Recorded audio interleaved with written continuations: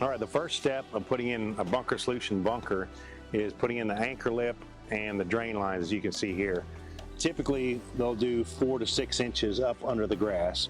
You can see this mesh anchor lip, the grass roots through, and then the main liner will glue to it and then staple it in. The second step is the drain liner. Now, it can vary from architect to architect and superintendent to superintendent as well, is the depth. We recommend 10, 8 inches deep. We've got 12 to 14 inches deep here. But this seals the drain lines, so when it's filled with socked ADS pipe, there's nothing in your trenches but bunker sand. This is a herringbone. Typically, we recommend a toe slope drain. You can do grid style. There's various options, obviously depending on how much rainfall you receive in your particular location.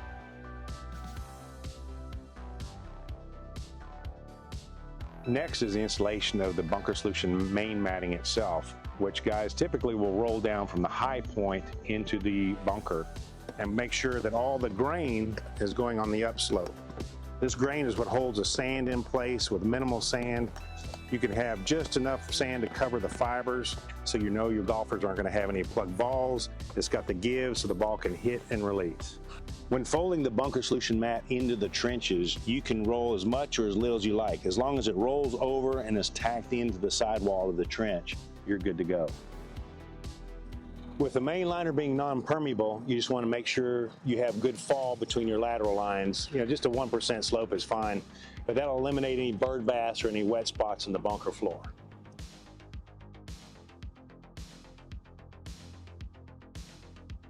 You can see here with the anchor lip, this is what tucks up underneath the grass roots through, then is glued at the seam, glued along the perimeter, and stapled.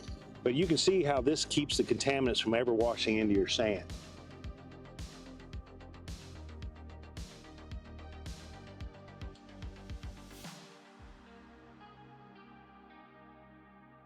Once the glue is cured, it's as strong as the fabric itself, which we give a 15-year warranty to.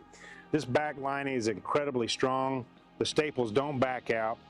You'll notice with the grain, once the staples are put through the main liner, the fibers are on top with the weight of the sand. Staples never back out.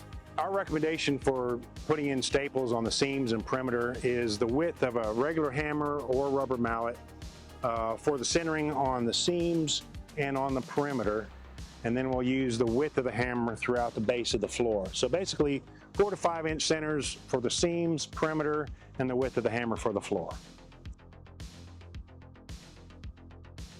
Once the bunker is complete, and then the sodding process begins, the sod will come down over the anchor lip and then tail off just over the bunker solution liner.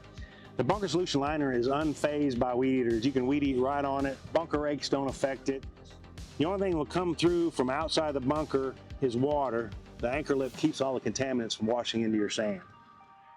Now you can see this bunker is completed with nothing but the ADS sock pipe in. So when it's time to put the bunker sand in, there's nothing in your bunker but bunker sand.